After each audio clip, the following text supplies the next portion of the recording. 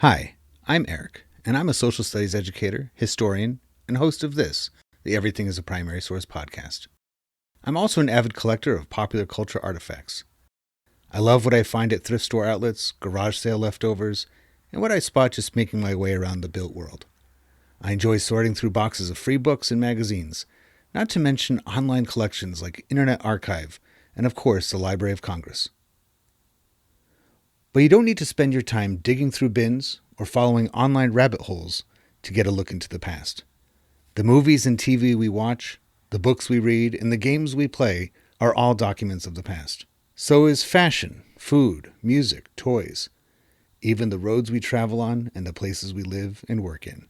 Everything is a primary source.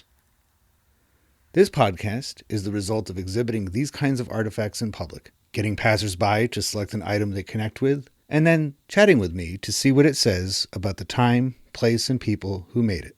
The conversation you are about to hear, therefore, is your history, my history, our history, through popular culture.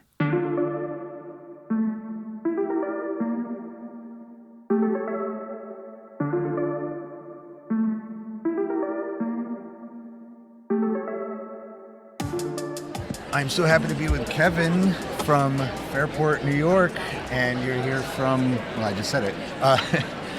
You're representing a couple different things at the conference today, not only your high school, but teaching the Primary Sources Network.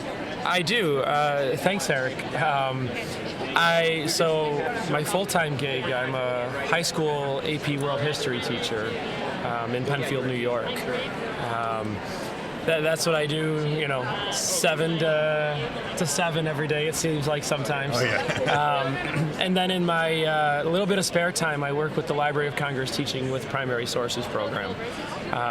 And I help teach the TPS Leadership Institute, where we work with other educators and help them to navigate the Library of Congress website, look for sources, and then equip teachers with the inquiry strategies to use those primary sources in the classroom and get their kids engaged, not only with the history, but get the kids talking about the sources as well. And I loved your institute. I can't promote it anymore. I say, go to use what they have over the summertime. I looked forward to every meeting because it was like being a student again. We got to use what the Library of Congress has and then refined through, because the Library of Congress is not necessarily just for teachers, it's for everybody, but the TPS network invites teachers to learn how to maximize what they have to offer for your classroom for the benefit of social studies. So we were just talking before we hit record that we're at the social studies conference. It's not the history conference. As social studies teachers, it's more than just the past. It's what kinds of things do you do even in one class? We cover it all, don't we? Oh my gosh, yes. As a social studies teacher, it feels like we do it all. You mentioned the past, the history. But it's culture, it's storytelling, it's taking people's experiences and making them come alive for the kids. And certainly the primary sources help with that because they give voice to people of the past. Yeah. It's not just a picture on a screen with a few little bullet points about this person's life. Whether it's the audio recordings, whether it's poetry or a speech, or it's making that person's story in some way, shape, or form come alive. And that's what's so exciting for me about it, not only as a classroom teacher, because I can share that passion with my students and get them engaged and tell those stories, but also with the Leadership Institute, having the opportunity to learn from educators of all walks of life. We work with not just your traditional K-12 classroom teachers, but community educators, preschool teachers we've had a chance to work with. And personally, too, it is very professionally stimulating and exciting to be engaged in the work. What I liked about our meetings especially is exactly what you're just saying. It's everybody convening around one topic each time, and even though we were on Zoom, it still promoted a lot of conversation and insights that people, for example, you might give us a task of look at this section of a photograph and what are your observations that you have to make, and individually you might come up with one or two, but then somebody else from another part of the country with a totally different background, totally different story to their life, sees things in that exact same thing that you would never have thought to look for. And then when you share those perspectives with each other, there it is. That's social studies. It's not, just media studies. Well, or and something. that's the beauty of it is you can look at something, 10 different people can look at something and see 10 different things. So we all come at it with our own perspectives, and that's something I try to share with my students is, we can all look at something and that source can tell something different to each individual student, to our adult learners in the Leadership Institute. That's the beauty of letting the sources tell the story. Right. And it also provides an opportunity for students to ask their own questions, to want to learn more, to dive deeper. When, as the teacher, you're just I like to say, the sage on the stage, so to speak. The kids are just getting my perspective and my point of view. But when you make the focus about the people in the past and their words and what they had to say or what they drew, or you're really giving the kids an opportunity to develop their own critical thinking about it, and that's really what it's all about, and that's our job as teachers. With a lot of our technology that we have in our classrooms, everybody has a board in the front of the room, some kind of screen. We can project things. We can remove ourselves a little bit and, not just like get into a desk next to a kid, but like be part of their observation work, and like you said, just be one of several voices as you look at a document or an image or listen to a recording together, and give them agency, give them that value, and confirm what they have to say is, yeah, that's a great point. I never thought of it that way. Good job. You don't have to, it's not a right or wrong type situation. Well, certainly, and from the teacher perspective too, when you teach students this way, I'm always learning from my students something new. And that's what keeps it exciting for me as well, because as we said, they have their different perspectives. They might see something that I've never seen before in that source. And so that gives me that light bulb moment as much as it does my students as well. One of my favorite primary sources, I'm sure you're familiar with it, it's a painting from 1846, 1848 called War News from Mexico. They use it all the time. It shows a guy looking at a newspaper and all these people crowded around him. He's on the steps of a hotel and everybody's looking at the newspaper with him. And I use that when I teach American history every year, and we do the exact same thing where I project it and I say, you have 1 minute to scan this image and try to identify something that means something, right? A symbol, some kind of, and without fail, every year, at least one student brings up something totally new, whether it's seeing something that nobody else has ever seen or seeing it in a certain way.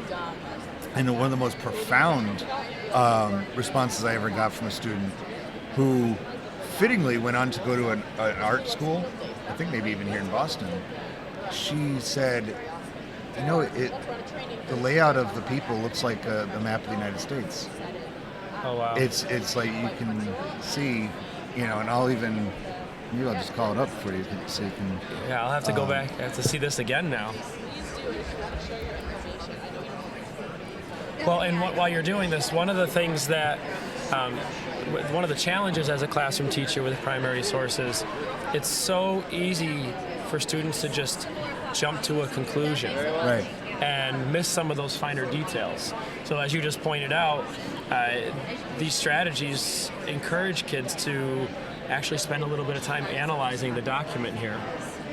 And recognizing something like fine art, unlike a snapshot, is everything's intentional.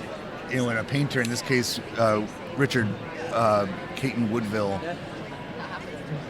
took his time with this. He wanted to communicate a message. And so what she recognized is, first of all, the social hierarchy is represented in this.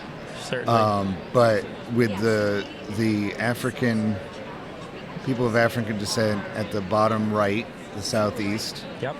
The woman emerging in the northeast, Seneca Falls. Thinking of the Seneca Falls and suffrage. And then moving to the west. And with war news from Mexico, really it was the center of the country, it was Texas and the surrounding areas that were most concerned about this. It was that Polk-ism, all the Sure. expansionists, they were the ones. And if you notice it, when you radiate, and here you have... I just noticed the arm almost reaching for the west. Right, On the left side of the that's an image observation here. I've always wondered what he's doing, and I like that you put it that way, of reaching for the west rather than... It's everything here is intentional, and I think that one of the reasons an artist makes something like this is so that we will continue to evaluate it. Well, and that's amazing that one of your students picked up on that, but that's exactly what I was trying to say. Maybe you put it a little more eloquently, but you walk away from it with something different, no matter how many times you use it with your students. What this activity and what I'm doing right now has proven to me, because I talk to people of all ages doing this podcast, drop-in podcast thing. One thing that's proven to me is that our educational system, including social studies, critical thinking stuff, is very strong. We don't give it ourselves enough credit. We don't give the teachers who've come before us enough credit, I don't think. Where a lot of times we're in crisis, these kids aren't learning anything. Like, they're learning it. They just might not always have the opportunity to show that they're learning it. And we box them into an assessment format that stifles that creativity. And so instead of saying like, yeah, I'm going to show you that I'm paying attention, that I'm taking this all in, but it might not show up in a multiple choice, fill in the bubble Scantron. Well, and to your question a few minutes ago about what is social studies and what do social studies teachers do, an image like this, not only could you use to teach about the war, about westward expansion, but you could use this as an avenue to teach about social roles in American society at the time too, and go even further into this and use a source like this almost as a springboard to your unit about pre-Civil War America, let's say. It's there's, in fact, the historian and Professor Alan Taylor. I don't know how much control, I guess I could ask one of the publishers in this building, authors have when it comes to their cover art, but his most recent book uses this as the cover art, and it's about Western expansion and things like that, but it's like everything else. It's a teaching tool. It is. So it let's absolutely is. segue now. Elvis. This will be chopped up. So you spotted this last year in Nashville. I did, yes. And this, I actually was the librarian in my school that handed this off to me with a bunch of other stuff. And I'm like, you don't want this?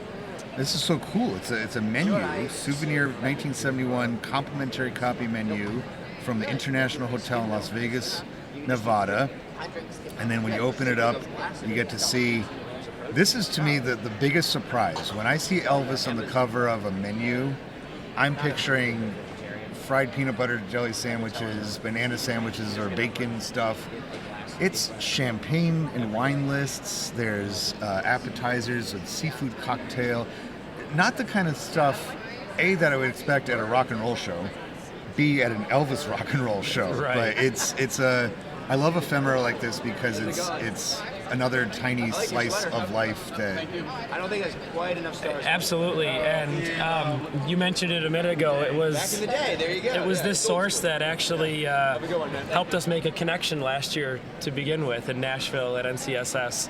And now here we are talking about the Elvis menu.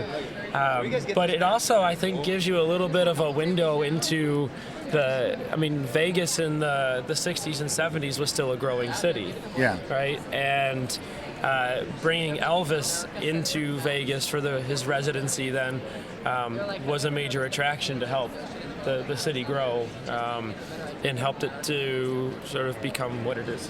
even still today. And this kind of gives you a window into perhaps who some of those Vegas audiences were. Yeah. It wasn't the concert goers that you see on the lawn at concert shows today.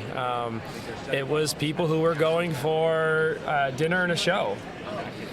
And it was, I mean, of all the places in the country that, not quite a planned city, but at least one that literally grew up out of the desert, Las Vegas has, I've never been, but it seems to be reinventing itself all the time. You know, and there's almost like, you know, sort of like if you look at a rock formation, you can see the eras and the different kinds of conditions. It was like, it seems like the different sections of Las Vegas represent eras. The different eras. You know, the Strip, I guess, is like more, and one side of it has the older, you know, 50s and onwards casinos, and then you go to the other side and it's much more modern and almost like theme park-ish, and it seems to attract, but it looks like in this era they're looking for, would you say this is a sophisticated audience or like a pseudo-sophisticated audience that they're going for? Did you know that Everything is a Primary Source now has a series of short videos which, like the podcast, teach social studies concepts through popular culture? Check out the Everything is a Primary Source Finds playlist on YouTube for quick overviews of the artifacts I uncover at Goodwill outlets, pick up from the side of the road, or resurrect from my youth, because I don't throw much out. These are great class starters for teachers, and because each clip ends with citation, they're great for students too. Furthermore, EPS Finds episodes become the starting point for the open source Everything's a Primary Source project, which encourages you and your students, if you have some, to add to the conversation. Or you can just enjoy them as you would any one of the other billions of clips on YouTube. It's up to you. Go to YouTube and become a subscriber to the Everything's a Primary Source channel today. Now, back to the conversation. So context, right? Context matters. I think the dinner. Elvis always used to do 2 shows a night in Vegas. Really? He did a dinner show at like 8 p.m. and then there was always a midnight show later on in the evening. He was a night owl, right? He absolutely was. Yeah. It's kind of which came first. Was he a night owl and then did the late shows, or did the late shows make him a night owl? But I think the dinner shows, you look at this menu here, the intended audience is certainly a little bit more of a sophisticated, fine dining, come in and see the show. It's almost like the meal was sort of the first attraction. Oh, we'll see Elvis while we're sitting here eating. And from what I know about Elvis, that was always a frustration. You'd be sitting up there performing on stage, and people are cleaning their glasses, and almost like you're at a wedding, and someone's giving their speeches and the dances, and everyone's sitting there enjoying their glass of wine and their lobster tail, looking at the menu here. And so the midnight show is probably, from his perspective, these are my real fans. These are my real fans. These are the people who really came just for the show. There's no meal involved. And Elvis was always a little bit lighter and more into the midnight. I say night; they're both nighttime. Teacher perspective, 8 o'clock is nighttime. Right. But that's bedtime. And that is bedtime. But the midnight shows were always more of the laid back ones, I think. And it got to be more himself. I imagine that he's not trying to be part of a marketing package for the city of Las Vegas. Certainly. As this would go. So I think, obviously it says right on there, souvenir menu. So the idea was to take it with you. Take it and go, yep. And on the back they included a few advertisements for some records. The man had no shortage of records. I didn't bring it today, but I should have. Somebody made playing cards, Elvis playing cards. I found them, like I find a lot of my stuff at the Goodwill by the pound bins. Sure. And I was excited because I'm like, oh, Elvis, cool. It was the most shoddily done version of any kind of merchandise that it was clear that somebody just was at one of these shows and just took a picture from. It was all the pictures on the cards were from the exact same perspective. Wow! And like half of them aren't even flattering. It's like mid. He's not even like this is a nice picture on the cover. It's not a portrait. It's not. It's of the show itself that you're about to watch. You might very well see something like this. The ones on these cards, it's like he's making, a goofy face, and it's not flattering at all. Somebody, I guarantee you, they sold those either outside of Graceland, right, out of the back of their car or something. I'm picturing a little table on the street or something like that. The stuff, yeah. Right. Or in Vegas, somewhere on the Strip, so that somebody didn't get their menu or forgot to. Oh, I got a playing card. Yeah, and then they open it like these are the. And what's more Vegas than playing cards? Right. So that actually confirms that it was probably in Las Vegas that they sold it. Well, and did you see the Elvis movie that came out 2 years ago? Not that one. I saw the Priscilla one last year, but I didn't get to see the it was a Baz Luhrmann. The Baz Luhrmann movie. Yeah. You talk about another film you could use for culture. Yeah. But one of the things that they emphasize in that film is that Elvis's manager would sell anything and everything with Elvis's name and likeness on it because people bought it.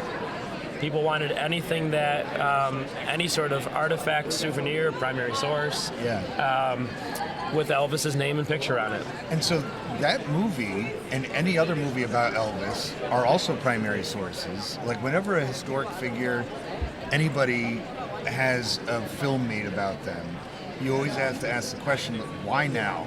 Right? What is it that you're trying to do with that now? Elvis has regular movies, TV movies, documentaries. There's a whole thing about. He has basically a theme park at Graceland. It's gotten to that point now, where there's other contemporary artists of his. They don't have anything, right? Yeah, sure. So it's when it comes to the movie, who is the intended audience of that? Was it trying to appeal to a younger audience to show them who this guy was, or was it? That's a great question. I feel like it has to be geared towards a younger audience because think about how many people are alive today that were not alive when, even when Elvis passed away in '77. I'll give away my age. I was born in 1985, so Elvis was long since gone even when I was born. So I think it's an opportunity to connect the music with younger audiences. And it's amazing how many of my students have even seen the movie. When I talk to them, oh yeah, you saw it, because in my classroom I have a bust of Elvis in my classroom. Nice. And it gets the kids talking. Yeah. Oh, you're an Elvis fan, or oh, I saw the Elvis movie when that came out. That was a really good movie. So I think it definitely helps connect some of our middle school, high school students with a whole generation of music that they might not otherwise be familiar with.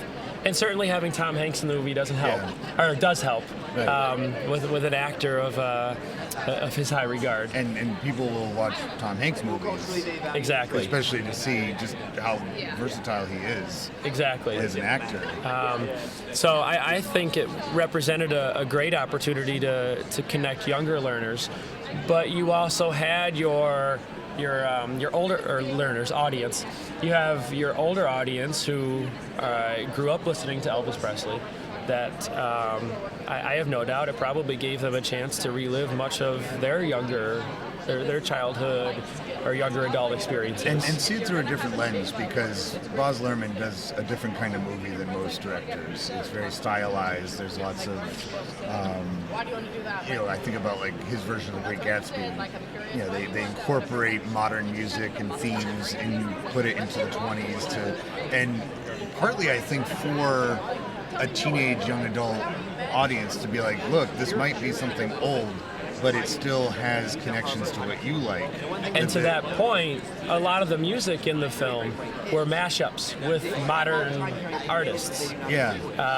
Some of the Elvis songs were turned into mashups with rap music and hip hop, and so I think that also was very strategic with Baz Luhrmann to connect with younger audiences today. Because I think about, there's other artists that don't get anything. They've tried and failed. And the one I always think of is the Ramones. They're my favorite group, and for years they were like, we're going to make a Ramones movie. The future generation needs to know about this band. At this point, I think it's too late, because it's a fandom that is very gatekeeperish. Unless you get it exactly right, they're going to hate it. There's other ways to get their music to stay alive, and that would be incorporating it into, their logo is everywhere. People borrow, because it's the presidential seal, but it's also, other bands, other things will use the block lettering at the top and then put names around it like the band did. And so they kind of live that way. But, putting their songs into other media, commercials, TV shows, movies, might be more fitting for that group. Whereas Elvis, as this thing indicates, while he was alive, and like you said about his manager, it was like, no, we're going to package it every way possible. Right. So the legacy will be always with us. It's not something nobody's gonna have to like scrape it together 20 years later. Done. It's like, yeah, it's institutionalized now. It's part of our system. And that's a good point. As we've been talking here, I've kind of been asking myself, well, then why Elvis? Why are all these films still being made and all this attention? And you might be onto something there as far as how Elvis was marketed as more than just the music. Yeah. While he was alive. And that even predates his, back with Sun Records. He was recognized as being a white kid who could sing and perform like a black kid. Yep. And Sam Phillips recognized that. He's like, there are a lot of Elvises that I could pull from, but this is the one that could actually sell. Yep.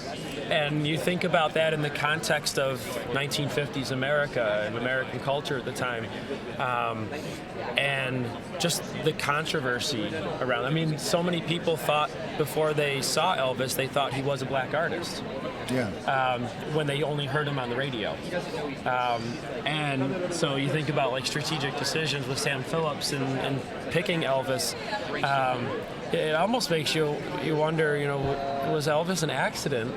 Right. That he's clearly very talented, but you look at the story of he just walked into Sam Phillips on studio one day and he just seemed to have the right sound. And it's very organic, and things back then they tended to be. It wasn't, and as we're talking, we're in Boston, so I might as well bring up the New Kids on the Block, because they're not usually compared to Elvis necessarily, only to the fact that they were the second. So New Edition was a Boston group of African-American kids, and they had the same producer as who went on to bring the New Kids. And because of New Edition's success, by the 80s, that was the racial divide was not there anymore when it came to music. When people started hearing New Kids on the Block, they assumed they were also African-American kids. Right. And they were probably more so than New Edition, and I hate to say it, probably because of the color of their skin, they were packaged all the time. Posters, T-shirts. The music was almost secondary to the New Kids on the Block. And so in a way, they share that relationship with Elvis, with being, a packaged version of something that exists on its own. Almost being someone trying to connect specific target audiences. It almost seems like. Yeah. And bridge that, in this case, racial divide. And it's amazing what a menu from 1971 can stem for a conversation. Oh, absolutely. And that's a great example of just the story behind the source. And I'm sure we could talk for another hour about how much more here, but this is a wonderful source. I can't believe your librarian was just going to get rid of it. Well, she used to have, I don't know if she still does, but she used to have somebody from the community that would just give her things like this, and so she didn't really know what else to do with them other than give them to me, because I'm the guy that takes everything. Right. And I think it was in that same collection of things, she had the Union Leader late edition from November 22nd, 1963, when President Kennedy was killed. And it was just like, I would think, somebody obviously saved this. Right. But why did they just, at the last minute, get rid of it?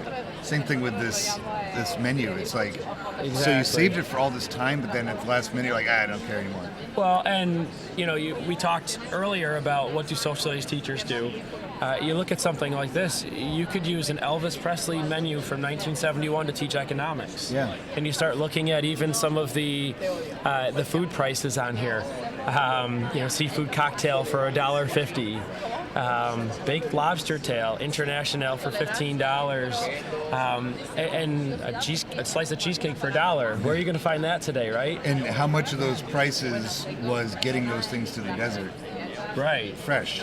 Yep. Or frozen or whatever. But and how did this compare to prices, around other parts of the country, and use it to teach inflation or supply and demand? There's so much you could do. If you were to go to Boston in 1971, how much would the difference be between lobster here and lobster in Las Vegas? Right. And you could sculpt, and side note, that's what my pedagogy is all about. You can sculpt an entire lesson just using those kind of connections, and to bring it back home to what you do, Library of Congress is the place that can happen, right? Absolutely. The presentation is there. It's there are, and TPS Network does a nice job of teachers putting together their own sets of documents that you can use with a theme, but potentially a teacher could really just use that entire site with their students, and okay, I have this physical thing in my room, I'm using this. Why don't we look up other things from 1971, find other menus, or find really anything else from that same era, maybe other Las Vegas things, and build that story. And we like the phrase we like to say is to go down the Library of Congress rabbit hole, because it really does. That's the power of using primary sources. It engages the kids, encourages them to ask more questions. I shouldn't say just kids, your learners, whomever they may be. And you never know what you might find in the Library of Congress. And it's that whole, one thing I really believe in is lifelong learning and just always being curious. And the Library of Congress is great for that. And it's a good rabbit hole to go down. It's not, you're going to always find something enriching, no matter, what link you click on that site. There's always something new, something different, and something for everyone. Yeah. Kevin, I'm glad that we made this work. I'm glad we got to Me to too, make this Eric. happen. I've been looking forward to it. It's great. Thank you so much. Thanks for having me.